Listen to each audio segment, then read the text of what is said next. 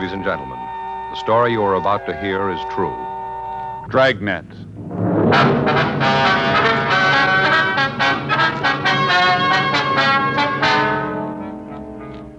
You're a detective sergeant. You're assigned to burglary division. You get a call that an important piece of religious art has been stolen from the oldest church in Los Angeles. There's no lead to its whereabouts. Your job? Find it.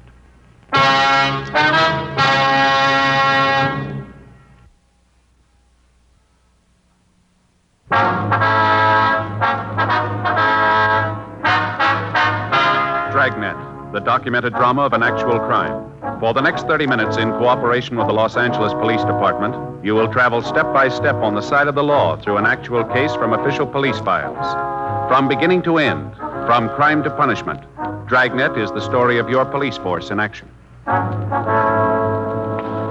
It was Wednesday, December 24th. It was cold in Los Angeles. We were working the day watch out of burglary division. My partner's Frank Smith. The boss is Captain Bernard. My name's Friday.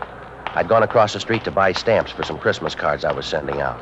It was 9:15 a.m. when I got back to room 45. Burglary. I sat down at a table in the squad room and I started to address the cards when Frank walked in carrying a stack of Christmas boxes. Hi, Joe. All right. Christmas cards, huh? A little late, aren't you? Well, I was going to send them out Monday, but we had that stakeout. You ought to get married, Joe. Yeah? It's the only system. Faye does all that stuff for me. Laundry, mails, cards. Only system. Might help. I brought in your present. Want to open it now? No, I'll wait. I always open a couple a day before. Why? Well, put you in the spirit ahead of time. I opened Phil's this morning. Who's he? Faye's brother in Denver. Gave me a magazine, one of those funny ones. What do you mean, a comic book? No, one of those funny ones, you know. No, I don't, Frank. Well, some of the pages have holes in them.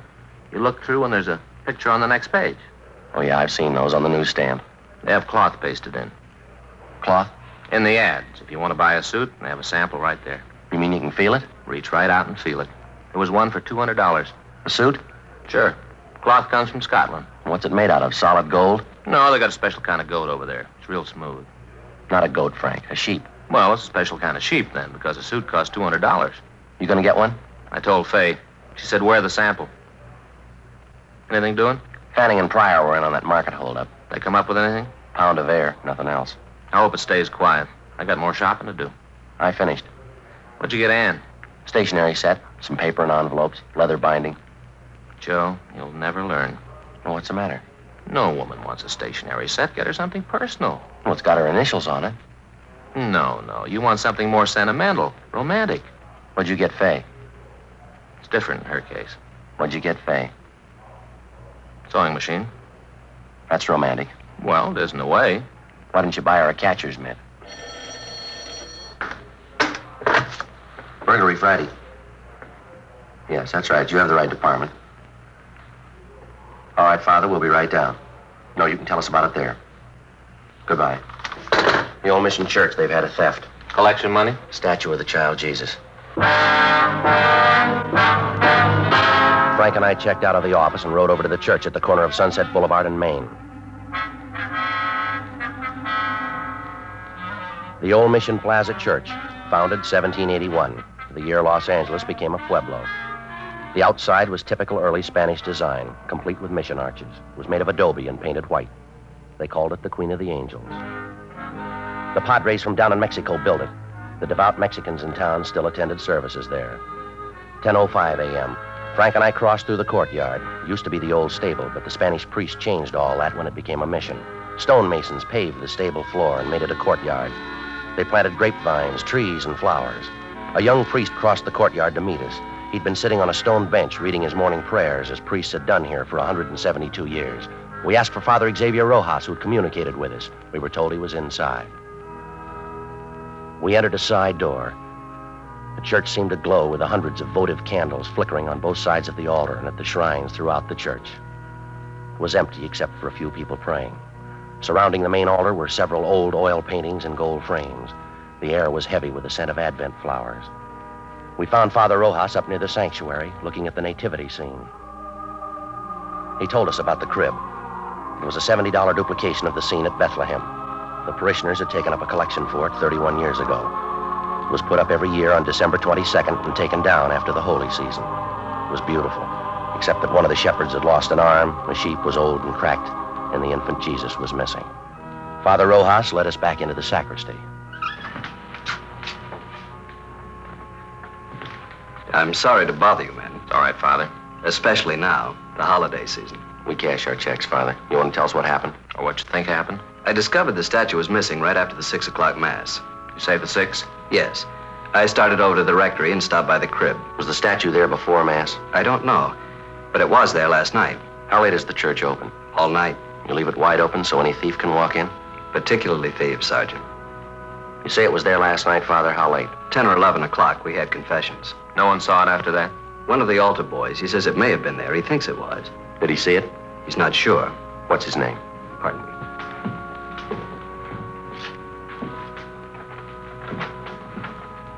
Here's the schedule. You'll find the names for every Mass there. Was there a big crowd at the 6 o'clock Mass, Father? Not too many. 7's the big one. People on their way to work. Did anyone stay after Mass, did you notice? Not especially. I came back here, took off the vestments. I suppose it was 10 or 15 minutes before I went back in the church. It was empty then? No, people were coming in for the 7 o'clock. Are these the altar boys, James Cornine and Joseph Heffernan? That's right. Joe's the one who mentioned it might have been there. Did you check with the other priests, Father? Before I called you. None of them knows anything about it. Just for a check on the pawn shops, how much is the statue worth? In money? Well, that's the point in pawn shops, Father. Only a few dollars. We could get a new one, but it wouldn't be the same. We've had children in the parish. They've grown up and married. It's the only Jesus they know. We understand. And we've had children who died. It was the only Jesus they knew.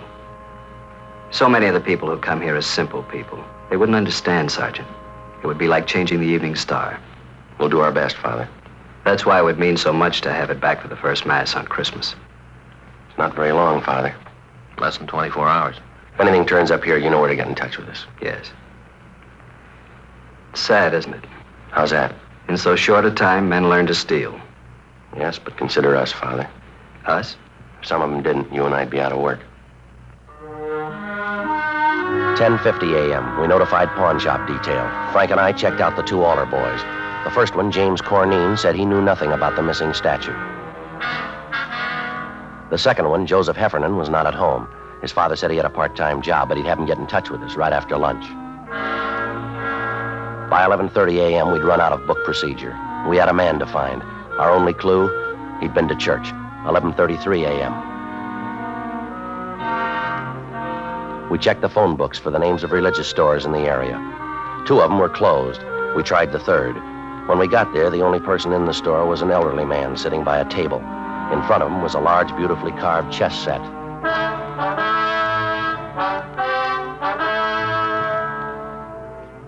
We're police officers. My name's Friday. This is my partner, Frank Smith. Pleased to see you. Caught me in the middle of a big chess match. Where's your partner? Up in San Jose. We've been playing for years. Same match? No, just 2 or 3 months on this one. What I meant was we've been playing different matches for years. I see. You know, we do it through the mail. I send him a move, he sends me one. Must keep you on your toes. Except during the holidays, the mail gets all fiddled up. That's no good. Guess not. Slows things down, that's no good. I like to catch him off guard. You, Mr. Flavin? How do you know? We never met. Your name's on the window out front. Mr. Flavin, we checked the other 2 religious stores in this neighborhood. They're closed. This is the best one anyway. 50% European items. We're checking the stores around the Mission Church. For what? Statue of the Child Jesus. Do you have one we could look at? Sure.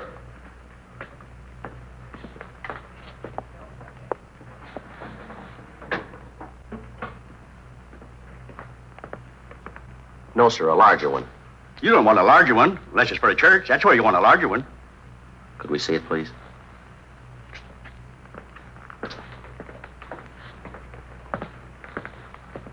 It's not my due to butt in. But unless you live in a big place, this'll make your living room all the kilter. Yes, sir. Do most of the people who go to the Mission Church trade here? Good many of them, especially the kids. Why kids? More religious. Check on yourself. See if kids aren't more religious than you. Might be so. That's what's wrong with the world. Oh, I don't mean you're wrong with it. Everybody. Yes, sir. Wonder if we could stick to the point, Mr. Flavin. Sure. A lot of people from the Mission Church come in here. Do people ever come in and sell back a religious article? Like a prayer book or rosaries? Yes, sir. Second hand, you mean? Yes, sir. Not since I've ever been around. It's silly. Why? People don't have religious articles so they can get rid of them. They have them so they can have them. But if a man had a statue and wanted to sell it, He'd come to a place like this. Sure, but he wouldn't want to sell it. He would if it was stolen. No, sir. If a man was to steal a statue, he'd be crazy or something like that. The only place he'd want to go is where crazy people are. You may be right, Mr. Flavin. I don't know what you fellas are looking for, but if it's somebody who stole a statue, he's crazy and you won't find him. You won't find him as long as you live, or in 1,000,000 years. That should cover it. We checked religious stores out as far as Van Ness. We asked the same questions. The owners gave us the same answers, but none of them were as encouraging as Mr. Flavin. Frank and I had lunch and reported back to the office. It was 1:30 p.m. when we started into the squad room. The captain was just coming out. I just checked for you in the lunchroom. And we've been down on that theft at the mission. Making some action on the Patterson case. They locate him? I think he's on the bus from Sacramento. Well, that means the Bakersfield police. We'll wait and see.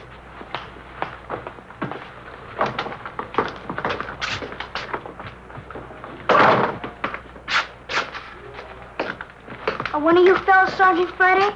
He is. I'm Joe Heffernan. My father said you wanted to see me. Well, sit down, son. You didn't have to come in. A phone call would have worked. My father said to get on over. He says that any kid that uses phones is lazy.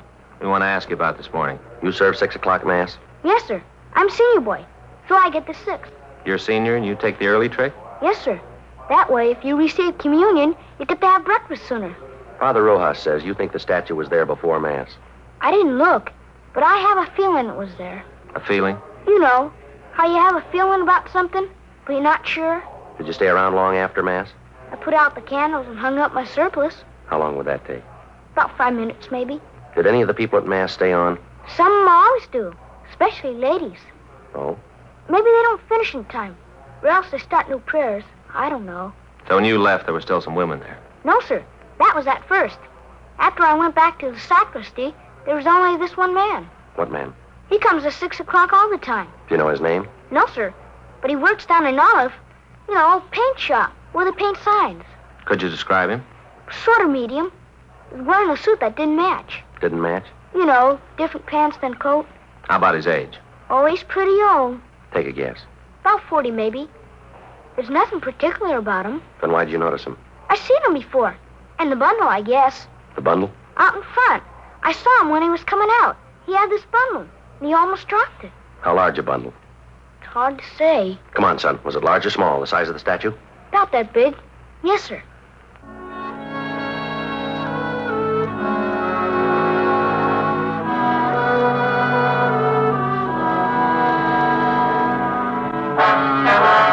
We located the sign shop. The suspect didn't work there anymore, but we discovered his name was Claude Stroop. We found out where he lived. 2:25 p.m. We arrived there. It was a hotel for men, mostly old men, mostly down and outers. It was called the Golden Dream. Police officers. We're looking for Claude Stroop. Hope Claude didn't get in any trouble. So do we. Is he in? No. He's got room 307. You can check if you like. We'll take your word. Were you on this morning? You have the early shift. Well, we don't have shifts. My uncle owns the place. I'm the shift. Did Stroop spend last night here? Came in about 11. When did he leave this morning? Around 6, maybe before. Did he come back after? 8 o'clock or so. Then left. Supposed to be back at 10. And pulls this trick. What trick? Our program. He knows the other fellas need him. Program? Here at the hotel. Every Christmas we have a program. Put up a tree and sing. They're mostly old fellas. Singing like that makes them remember back when they were kids. Then Jimmy Finn comes on. Jimmy Finn? He shares number 409. His family once had a lot of money, so he tells the fellas about it. Stories about Christmas. How they had this big log, and his grandfather used to start it up, and after dinner, everybody turned over his plate, and there underneath was a $20 gold piece. Brand new one. When Stroop came in this morning, did he have a bundle? I didn't see him come in. You said you saw him. I saw him go out after, but not come in. When was that? 8. If you want to look for a bundle, I could give you his key. We don't have a warrant. It's all right. I know about police. It's all right with me. It's not with us. I didn't mean that. I just meant it was all right with me. Good King Wenceslas looked out on the feast of Stephen when They were 3 old men. You couldn't tell how much better they would have been with Stroop singing the 4th part, but somehow you didn't care.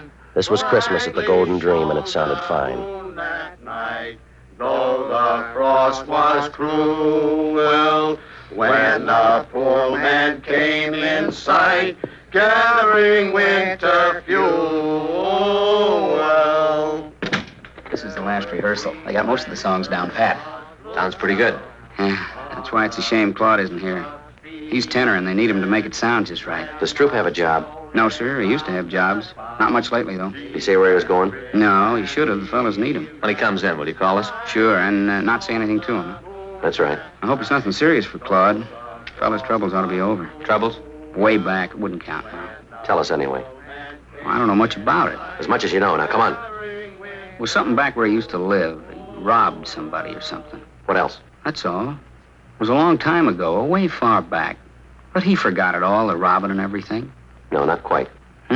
He remembered it this morning. God rest ye merry gentlemen, let nothing you dismay.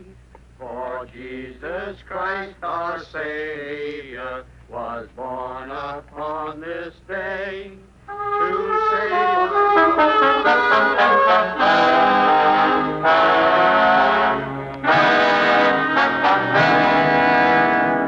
We went back to the office and ran Stroop's name through R&I. If he'd been booked anywhere, we had no record of it, at least not under that name.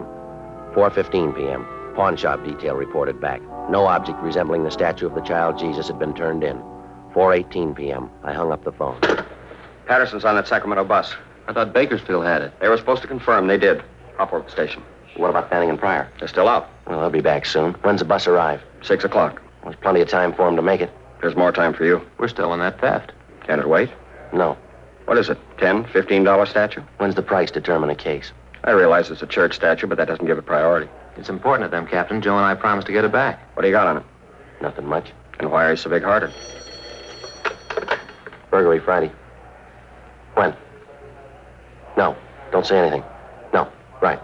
It's Claude Stroop. He just walked into the hotel. He's our suspect. Nobody's leaked to him? No. You'll keep. You can run him down tomorrow. It'll be too late then. They need it for the first mass in the morning, Skipper. It's kind of a big thing for them. I'm sorry. I can't juggle details around so you can get a statue back. If there's time later on, we'll do our best. Yes, sir. You better get over to the station. Yes, sir. Will you call Father Rojas over at the mission? Why? Tell him we're too busy to work on that statue. But we'll do it later. Tomorrow or when we get a chance. Why can't you call him? Well, we better get over to the station. If Patterson's on that bus, we don't want to miss him. All right, I'll call him. Friday. Yeah. I can send Fanning and Pryor over. You might as well stay on that other thing. Whatever you say, Captain.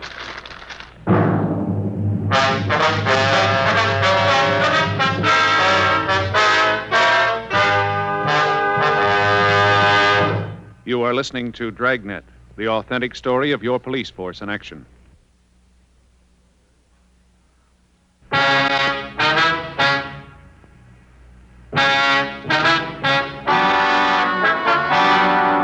.43 p.m. We arrived at the Golden Dream Hotel. The desk clerk was right. Claude Stroop looked like a man who'd had his troubles at bargain rates. Your name Claude Stroop? Yes, sir. Police officers. We'd like to talk to you.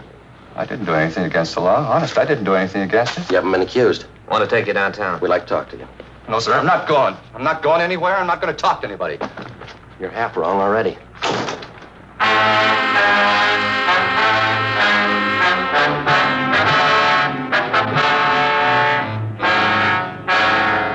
.15 p.m. We returned Stroop for interrogation. He kept his word. He refused to talk. 6:05 p.m. Frank called Fay, told her he'd be a little late. Stroop didn't move for a whole hour. He sat and stared, but he didn't talk. 6:40 p.m. We got a final report from pawn shop detail. The shops were closed. There was no statue. Stroop still hadn't talked. Don't you ever want to go home, Stroop? If I was to talk, he wouldn't let me go. Depends on what you'd say. I'd say it wrong, and I wouldn't get home. You won't this way either. I'd like to go. You can bet on that. This is the 7th year we had the program, and I never missed a one. Not a single one. Why don't you tell us what happened, Stroop? How would I know you'd let me go? You wouldn't. I might as well anyway. All right, what happened from Mass on? Well, there was Mass. I came out and started down toward the hotel. Back up. I left my stuff at the hotel, and then I picked up George's car. I didn't steal it. He said I could have it any time I wanted. Only this time I didn't ask him. I took it and started out. Now? I should have asked, but I just didn't. I went over to Grand Avenue for the Christmas bulbs where this fella sells them secondhand. It was coming out of the lot that I did it. Yeah. The bumper must have caught the other car. Didn't leave too big a dent, but there was this long scratch. I got out and tried to wipe it off with my handkerchief. You know, spit on it like. Only it didn't do no good. I didn't think anybody saw. I don't know how you fellows found out about it. I'll check auto records. Right. Stroop, we didn't bring you down here to talk about that. You didn't? No. There's a statue missing from the church. A statue of the child Jesus. You mean I took it? You took a bundle out of church. Yes, sir. That was my other pants for the program tonight. I had a place sewed up and there was a button on it. You can check. But I wouldn't take a statue. I don't think you would either. He's cleared auto records. Go on home. For the program? You mean it's all right? Good night, Stroop. Good night.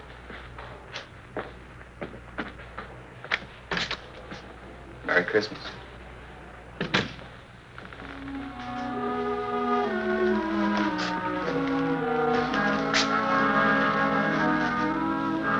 Where to? Well, I don't know. We could stay and work on it tonight. Wouldn't do any good. We won't find it. I don't think so. No use kidding the priest. Build his hopes up. Might as well go tell him now.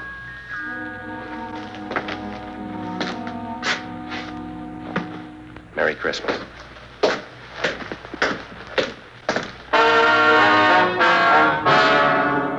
"7:27 p.m. We found Father Rojas. Frank told him how it was, that we couldn't get the statue back by morning, but that we'd keep trying during the week. He said he understood. We told him we had to get on. As Frank and I started to leave, the doors at the main entrance to the church opened.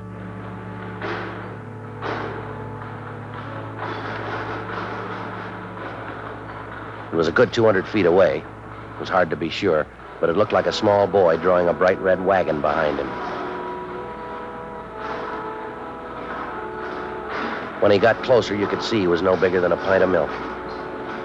He was a luminous-eyed little Mexican boy with a face as young as yesterday. The priest seemed to know him. Paquito? In the back of the wagon was the missing statue of the child Jesus. He picked it up gently and walked up to the priest. Padre Rojas? He just stood there, looking up at Father Rojas. It's Paco Mendoza, the boy from the parish. Ask him where he found it. ¿Dónde lo encontraste? No lo encontré, le cogí esta mañana. He didn't find it, he took it. Why? ¿Por qué? Todos los años Paquito rezó por un camioncito rojo. Este año Paquito rezó al niño Jesús. Yo prometí al niño Jesús el primer viaje en mi camioncito. He says all through the years he's prayed for a red wagon. This year he prayed to the child Jesus. He promised that if he got the wagon, the child Jesus would have the first ride in it. ¿Vendrá el diablo para llevar a Paquito? He wants to know if the devil will come and take him to hell. That's your department, Father. No el diablo. Jesús ama a Paquito mucho. We crossed over to the sanctuary. With the help of Father Rojas, the young boy replaced the infant Jesus in its rightful place, the crib in the nativity scene. Frank and I could have been wrong, but the small plaster statue seemed to approve. Mary, Joseph, the wise men, Gaspar, Melchior, Balthazar, the old shepherd, the young shepherd, the peasant, they all seemed to approve.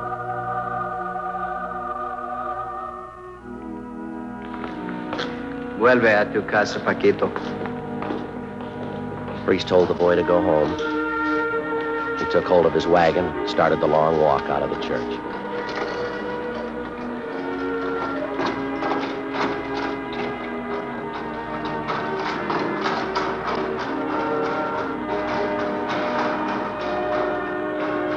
There wasn't much we could say. There wasn't much to say. We just stood there and watched him go. Halfway up, he turned to look back, and he went on out.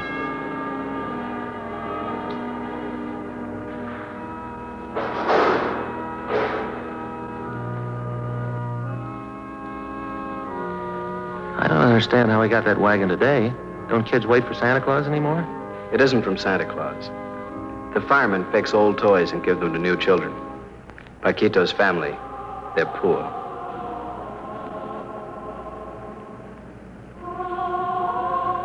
Are they, Father?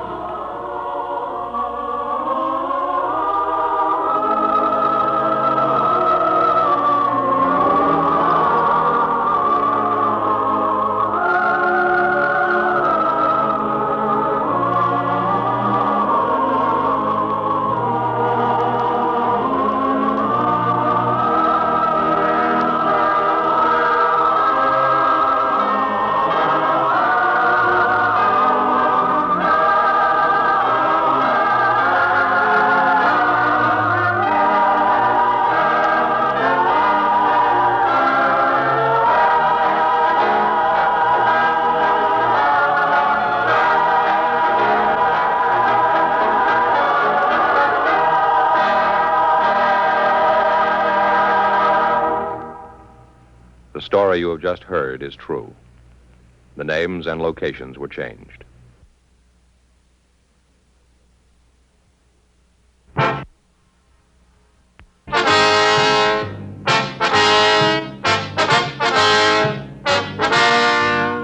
You have just heard Dragnet, a series of authentic cases from official files. Technical advice comes from the Office of Chief of Police W.H. Parker, Los Angeles Police Department.